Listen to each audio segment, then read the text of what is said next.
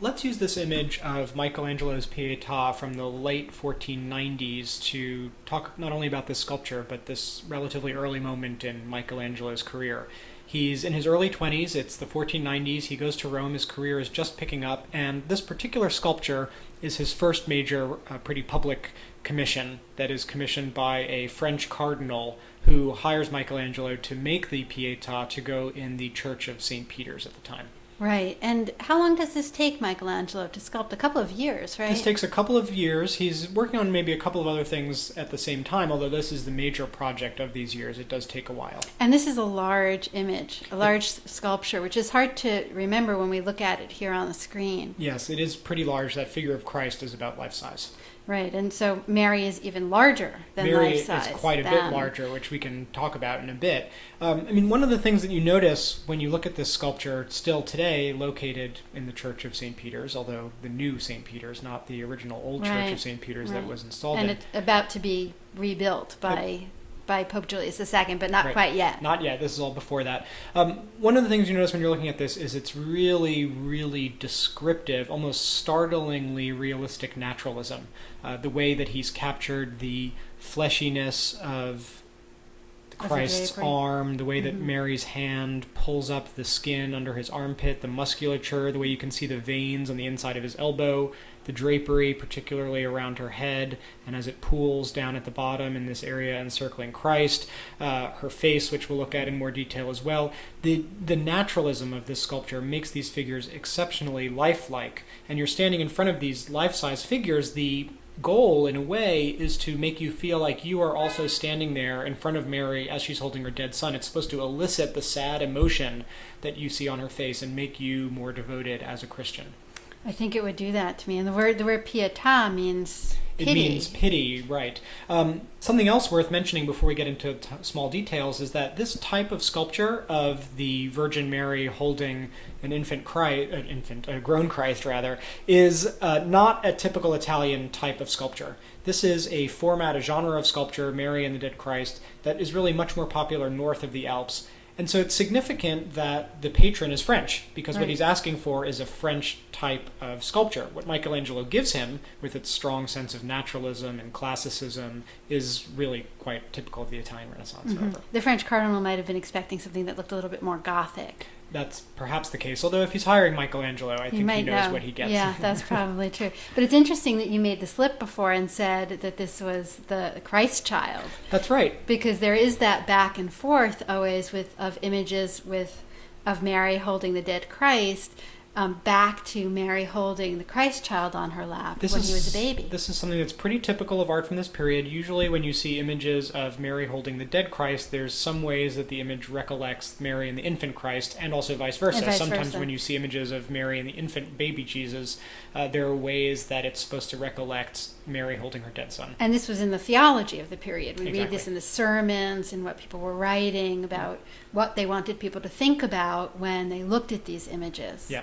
And it does this because, as I said, there's something very descriptive, there's something very lifelike that makes it seem incredibly real and tangible and logical and rational, but when you look carefully, there are some things that don't quite make sense. And so, like you said, if you imagine the Virgin Mary standing up, she's at least... enormous. She's huge. She's huge. She's sitting down as we see her. If she stood up, she would be at least 2 times larger than he is. And her hips are just... She's really a gigantic figure. Now, there's several reasons for this. One, like we said, is that it recollects imagery of Mary holding the infant Christ. Another reason might be compositionally, because if Michelangelo had carved the Virgin Mary in the proportions of a middle-aged woman holding a dead grown man on her lap, it would have looked very unwieldy and unsturdy.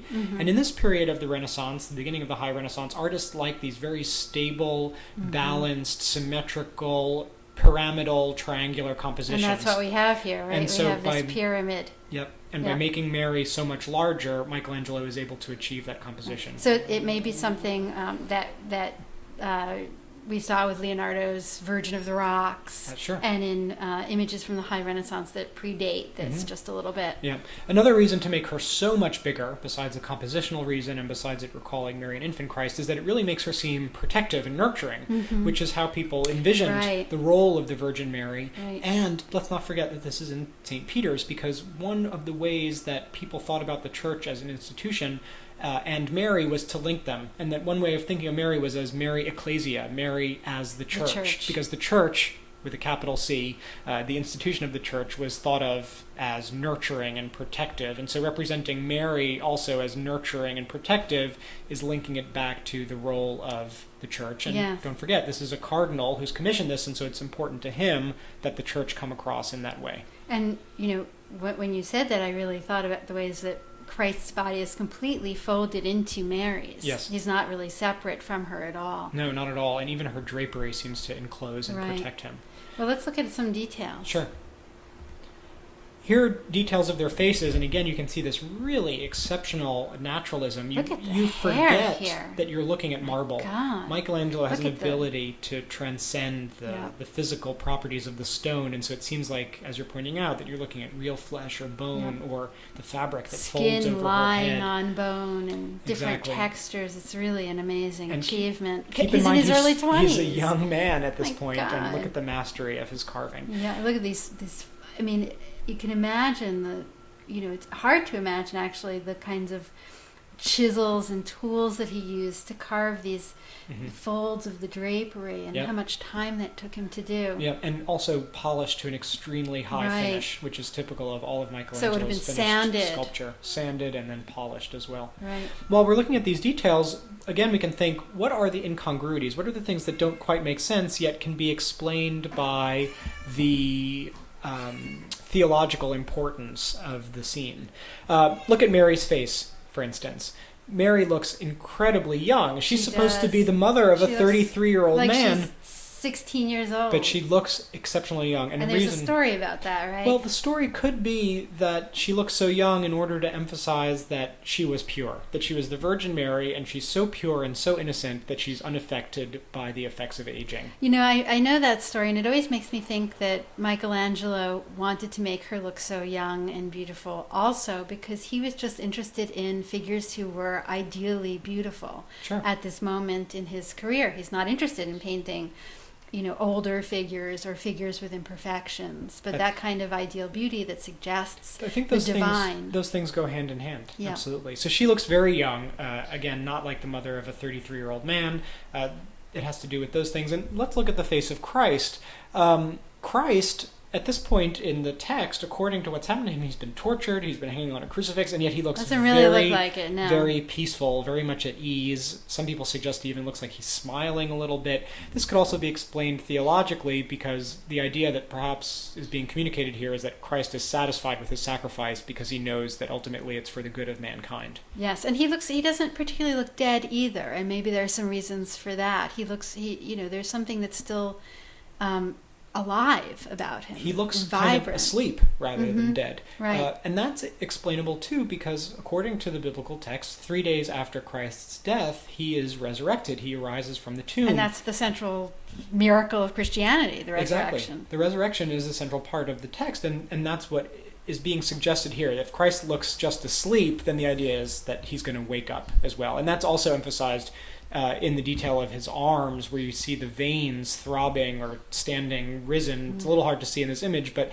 the veins on his hand and on the inside of the elbow. Your veins only stand out from your arm when your heart is beating and blood is flowing through them. And so by representing Christ with his veins engorged, like his sleeping face, it suggests he's just asleep and not actually dead. Yeah. So the form that this is taking suggests specific theological Right. It's not concepts. Just about naturalism or idealization. Right. Well, let's have a close-up look at Mary herself, because we see some writing here on the band that goes across her chest. And that's Michelangelo's signature. It is. Which always seemed to me like a kind of strange place for a signature right across the body of Mary. Very conspicuous on the strap that she's wearing across her chest, which, by the way, is a strap that was typical of Florentine mothers' attire of the time. Yes. And there's a kind of interesting story. We don't know to what extent it's actually true, but it is a story that people believed, and it's been going around for hundreds of years, which is that after Michelangelo finished and installed the sculpture, he would go to St. Peter's to see what people were saying about it. And being the vain and... He was very concerned about his artistic reputation. Right? So he wanted to check out people's reactions to his masterpiece. And what he hears is people talking about it, but they don't really know who it's by because Michelangelo wasn't so well known yet. And so just to sort of paraphrase, he hears some people attributing it to a sculptor from Milan, and other people say, no, it's by this sculptor from Naples. And that must have really pissed him off. Exactly. He was so mad. And so the story is that he snuck into St. Peter's when it was closed at night, and he approached the statue, and with his hammer and his chisel, he carved his name into the strap across her chest so that it says, in Latin, Michelangelo Buonarroti from Florence made this. From Florence. Well, that's also interesting because it didn't only annoy him that people didn't know that he made it, it was also upsetting to him as a Florentine that it was being attributed to artists who were from other cities. And so he doesn't just sign Michelangelo made this, he writes Michelangelo from Florence made this. And this is a theme that's going to be true throughout his career.